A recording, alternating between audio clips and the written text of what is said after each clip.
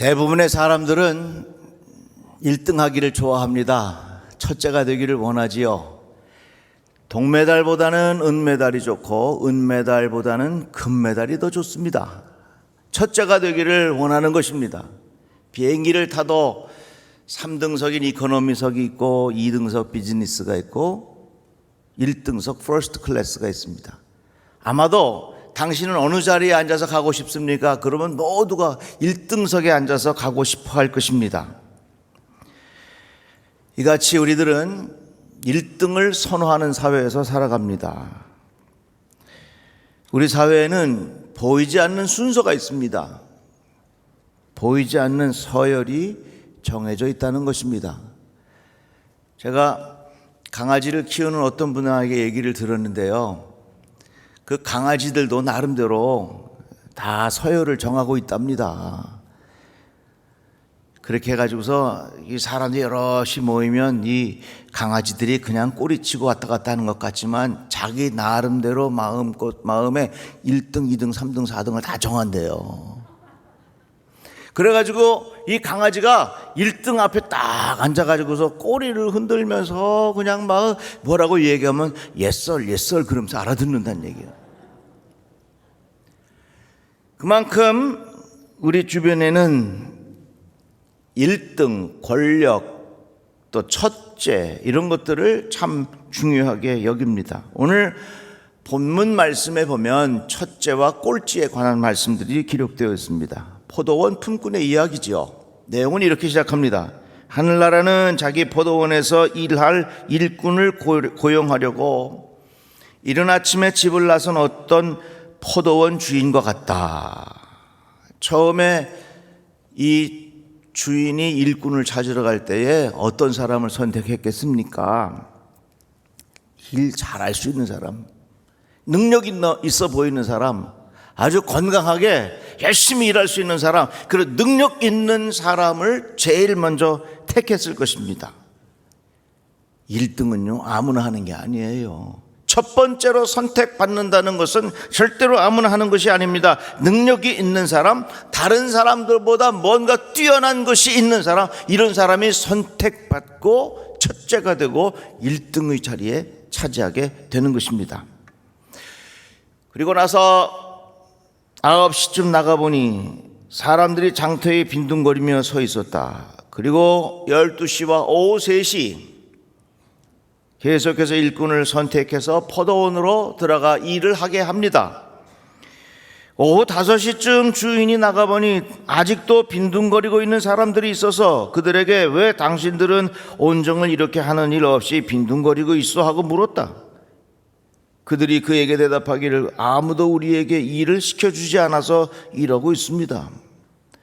포도원 주인은 일꾼을 선택할 때에 가장 능력이 있는 사람부터 기회를 주기 시작한 것입니다. 그러자 오후 5시가 되도록 빈둥거리고 있는 사람을 향하여 왜 여기서 이러고 있습니까?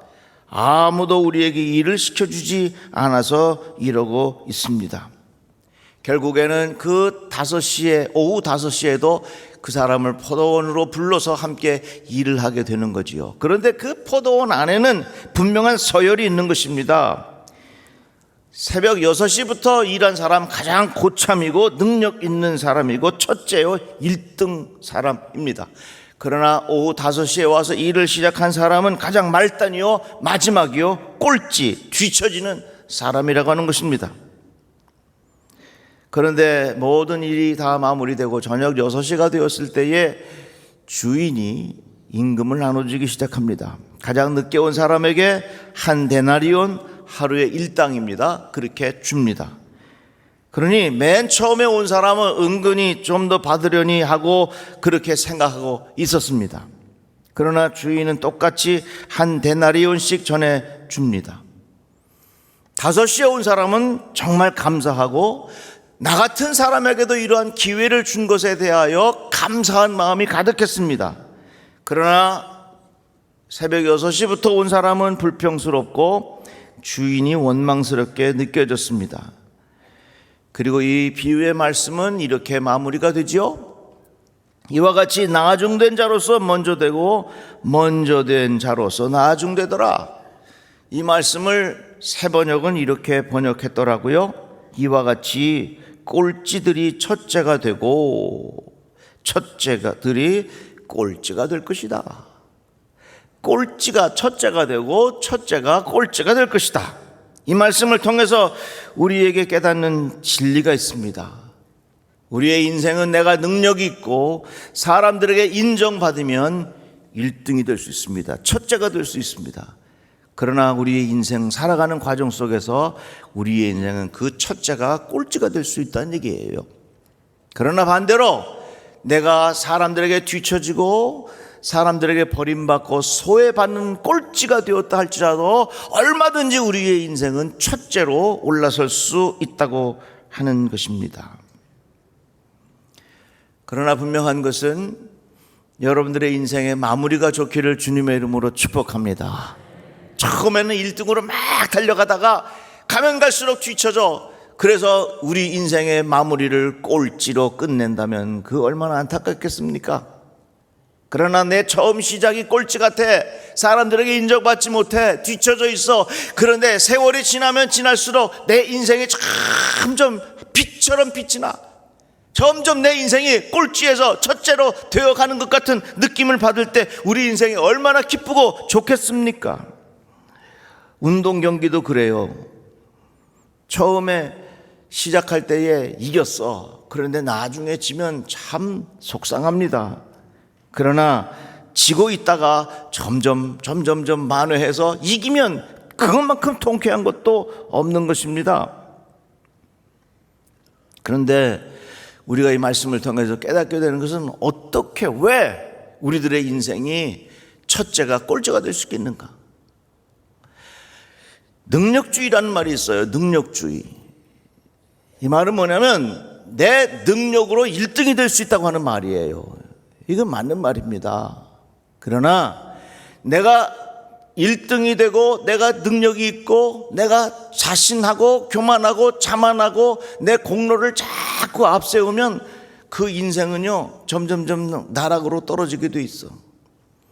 첫째의 인생이 꼴찌의 인생으로 마무리할 수 있다 그 말입니다. 우리 사회는 능력주의예요. 능력주의라고 하는 건 뭡니까? 내가 이런 능력이 있으니까 그만큼 대우받고, 내가 이런 능력이 있으니까 내가 성공하고, 내가 능력이 있으니까 1등하고, 내가 능력이 있으니까 첫째가 된다고 하는 그런 이야기입니다. 저는 동의합니다. 그러나 우리 인생의 마지막까지는 이 능력주의가 통하는가? 절대 그렇지 않습니다. 어떻게 보면요, 이 세상에 가르쳐주는 이 지식과 같은 것들은 단편적인 것 같아요. 나의 능력으로 잠시 동안 승리할 수 있습니다. 성공할 수 있습니다. 단편적인 것 같아요. 그러나 길게 보면 이 세상에서 가르쳐주는 능력주의가 승리하는 것이 아니라 하나님의 말씀이 그대로 이루어진다 하는 겁니다. 자, 예를 들어 볼까요? 저 아프리카에 가면요, 사자도 있고 사슴도 있어요. 사자하고 사슴하고 싸우면 100% 사자가 이기지요. 그런데 사자는 거의 없어. 사자 한번 구경하려면요 정말 어려워요. 그러나 이 사슴은 얼마나 많은지 몰라요. 보세요. 단편적으로 볼 때는 능력주의가 이기는 것 같지만 길게 보면 능력주의가 이 세상을 차지하는 것이 아니라 오히려 온유한 자가 이 세상을 차지한다 그 말입니다. 능력주의가 이 세상을 이기는 것 같지만 그것보다 하나님의 진리의 말씀이 온 세상을 뒤덮는다 하는 말씀이에요. 자, 사사기에 보면 기드온이라고 하는 사사가 있었습니다. 미디안과 전쟁을 하러 가게 되죠. 자, 전쟁에 나갈 사람 그랬더니 수만 명이 모였어. 너무 많이 모인 겁니다. 하나님께서 기드온에게 이렇게 말씀하세요. 내가 거느린 군대의 수가 너무 많아. 이대로는 내가 미디안 사람들을 내가 거느린 군대의 손에 넘겨주지 않겠다. 이스라엘 백성이 나를 제쳐놓고 제가 힘이 세여서 이긴 줄 알고 스스로 자랑할까 염려가 된다. 이 말씀을 보세요. 기드온은 능력 있는 사람이야. 능력주의로 얼마든지 가서 미디안과 싸워서 이길 수 있어. 그러나 하나님은 내가 너희들 능력주의에 그냥 두는 것이 아니라 나의 공로와 나의 실력과 나의 능력으로 세상을 이기는 것이 아니라 거기에 하나님의 도우심이 있다는 것을 분명히 인정해라. 2만 명, 3만 명 데리고 나가서 전쟁터에서 이기는 것이 아니라 300명만 딱 추려가지고 가서 싸워라. 그 과정을 통해서 하나님의 도우심과 하나님의 은혜를 꼭 기억해라 하는 그런 말씀입니다.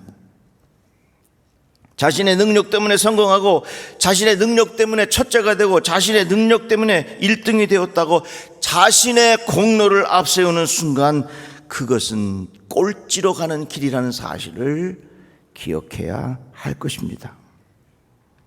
그러나 반대로 나는 아무런 능력이 없다, 나는 정말로 자랑할 것이 아무것도 없다, 나는 선택받지 못했다, 왜 내 인생은 점점 이렇게 뒤로 뒤처지고 있느냐라고 생각할 때에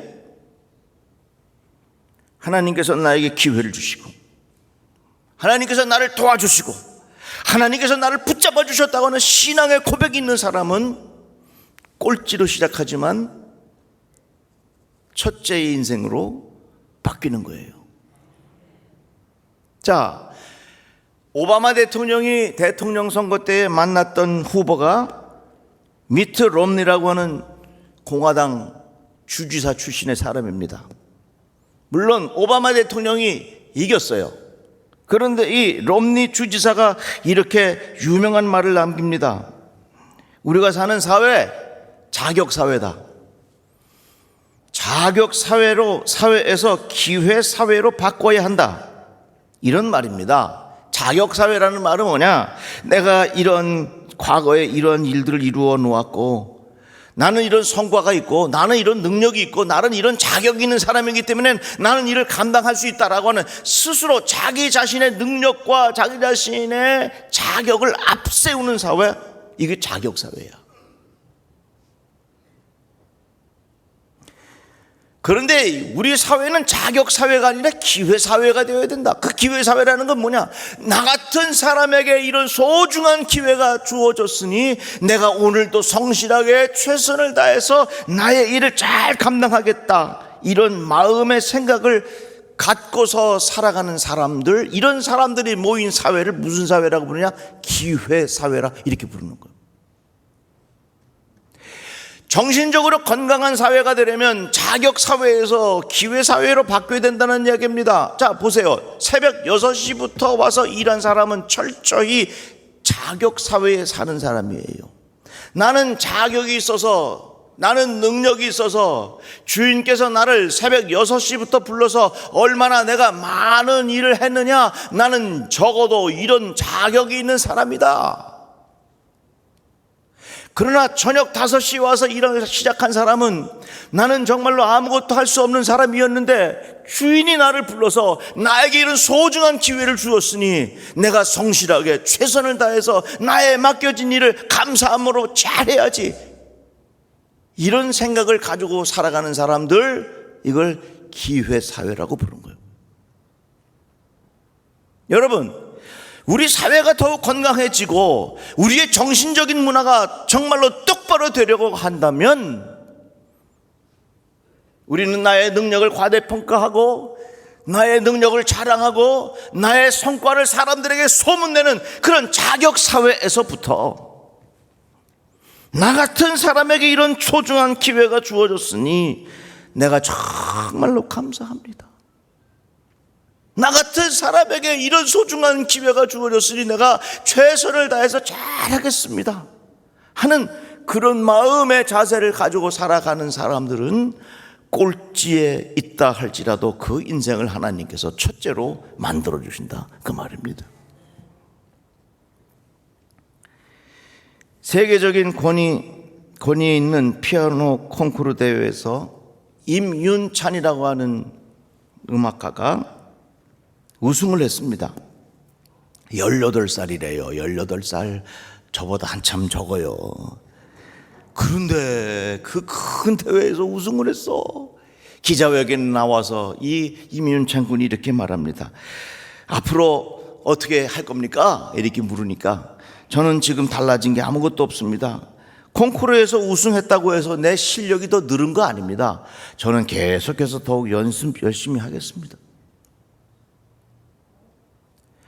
스스로 자기 자신의 자격을 자랑하고 자기가 받은 성과를 자랑하고 자기 자신의 교만함을 이야기했다면 이 임윤찬은 계속해서 첫째가 꼴찌로 갈 거예요. 그러나 내가 어떤 상황에 있다고 할지라도 내 마음속에 겸손한 삶의 태도를 가지고 주어진 기회에 감사하며 살아간다면 그 인생은 달라진단 말이에요. 잠언 말씀에 교만은 패망의 선봉이요 거만한 마음은 넘어짐의 앞잡이라. 사람의 마음의 교만은 멸망의 선봉이요 겸손은 존귀의 앞잡이니라. 우리에게 분명한 삶의 자세를 가르쳐주고 있습니다. 사랑하는 성도 여러분, 여러분들은 지금 첫째입니까? 꼴찌입니까? 우리 성도들 중에는 내가 능력이 있고 내가 돈 잘 벌고 성공하고 내가 그만큼 이루어놓은 자격이 있기 때문에 나는 내 인생 스스로 첫째의 인생이라고 자부할 수 있어요. 그러나 그 마음속에 자기 자신의 공로를 생각하고 내가 이뤄놓은 업적을 자꾸 생각하면 그 인생은 나락에 떨어지는 꼴찌 인생 될 겁니다. 그러나 내가 지금 자격이 없고 내가 부족해, 배운 것도 많지 않고 돈도 없어, 그래서 하는 일도 참 허드렛 일을 하고 사람들에게 자랑할 만한 일도 아니야, 그래서 늘 너무 고생해, 이 더운 날 정말로 힘들게 살아, 왜 내 인생은 이렇게 꼴찌 같은 인생을 살아가고 있는 거냐 하면서 한탄할 수도 있어. 그러나 내가 있는 그 자리에서 하나님께서 내게 기회를 주셨다 생각하시고, 내가 있는 이 자리에서 하나님께서 나를 부르셔서 나에게 기회를 주셨다고 생각한다면 그 인생은 꼴찌인 것 같지만 하나님께서 그 인생을 첫째의 인생으로 우뚝 세워주실 줄로 믿습니다. 다윗, 하나님께서 사무엘에게 말씀하셨습니다. 이새의 집안의 왕으로 세울 사람을 내가 준비해 놓았다. 그래서 이제 이 사무엘이 이새의 집에 갔어요. 엘리압을 보니까 야, 이게 왕 같아. 주님께서 기름 부어 세우시려는 사람이 정말로 이 앞에 있구나. 그 엘리압에게 기름을 부으려고 했더니 하나님이 잠깐, 아니야. 이어서 아비나답, 삼마 이런 식으로 일곱 아들을 보게 하셨는데 하나님이 허락하지 않았습니다. 사무엘이 묻습니다. 아들 다 온 겁니까? 이새가 대답합니다. 막내가 남아있긴 합니다만 지금 양떼를 치러 나가고 없습니다. 어서 사람을 보내서 데리고 오시오. 하나님께서 그 막내 다윗에게 기름을 부어서 왕으로 세우셨습니다. 여기에 막내라고 하는 표현은 태어나서 제일 마지막으로 태어났다는 의미도 있지만 모든 면에 꼴찌라는 의미도 있는 거예요. 이래저래 이래 뒤처지고 저래 뒤처지고 이렇게 사람들에게 구박받고 정말로 이 인생이 막내와 같은 인생, 버려진 인생, 꼴찌와 같은 인생. 하나님은요 꼴찌와 같은 인생을 버리지 않아요. 내 인생에 꼴찌와 같은 삶의 자세에 있다고 할지라도, 그런 삶의 위치에 있다고 할지라도 내 삶의 태도가 하나님께서 나에게 주신 소중한 기회가 있다, 하나님께 허락하신 나에게 소중한 기회가 있다 하는 그런 기회 사회의 마음을 가지고 하나님으로부터 부름받은 하나님의 은혜가 있다는 사실을 늘 기억하며 성실하게 살아가는 사람들에게 하나님은 그 인생을 꼴찌에서 첫째로 바꿔주신다, 그 말입니다. 막내로 태어난 이 다윗이 블레셋과 싸우는 그 전쟁터에 나갑니다. 형들이 다윗을 보고 야, 너 여기 왜 왔어? 너 집에 가서 양 떼나 잘 돌보고 있어야지, 여기 오면 안 돼? 아, 그랬더니 그래, 이 블레셋의 골리앗이 말이죠, 다 싸울 거 없이 1대1로 싸우자, 한 사람만 나가라. 그랬더니 다윗이 자기가 나가겠다는 거예요. 한번 생각해 보세요. 이 골리앗과 같은 사람은 철저히 자격 사회의 마인드를 가지고 살아가는 사람이에요. 봐라, 내가 이런 능력이 있고 내가 이런 힘이 있고 내가 이런 권력이 있고 내가 이런 자리에 있으니 내가 누구를 대적하지 못하겠느냐, 누가 나와도 내가 다 이길 수 있다고 하는 그런 마음의 교만함, 자기 자신의 공로를 앞세우는 마음의 거만함, 자기 자신의 자격을 앞세우는 이 자격 사회에서 살아가는 능력주의, 이게 골리앗이요. 그러나 이 다윗은 막내야, 꼴찌야, 가진 것도 없어. 사울 왕이 옷을 입혀주니까 너무 커서 입을 수가 없어. 뒤처지는 인생이야. 그러나 이 다윗의 마음속에 하나님께서 주신 은혜를 기억하고 하나님의 이름이 모욕당하는 것에 대한 이 모멸감을 가지고 거룩한 마음의 열정을 가지고 이 다윗이 골리앗 앞에 서는 거예요. 결국은 어떻게 됩니까? 다윗이 골리앗을 물리치는 일이 일어난 것입니다. 우리 사회는 능력을 존중하는 자격 사회입니다.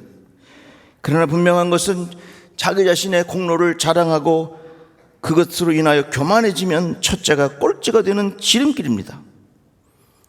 그러나 내 인생, 지금 내 처한 현실이 뒤처지는 것 같고 꼴찌인 것 같고 사람들에게 인정받지 못하고 사람들에게 무시받는 것 같아도, 하나님, 내가 사람들에게 무시당하는 것 같아도 하나님, 나에게 이런 기회를 주셨으니 내가 지금 이 자리에서 하나님 앞에 성실하게, 하나님 앞에 최선을 다해서 주의 일을 감당하겠나이다.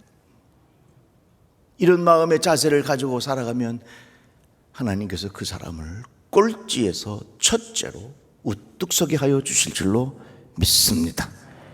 이사야서의 말씀에 보면 그 일을 계획하신 분은 만군의 주님이시다. 온갖 영화를 누리며 의수되던 교만한 자들을 비천하게 만드시고 이 세상에서 유명하다고 하다는 자들을 보잘것없이 만드시려고 이런 계획을 세우셨도다.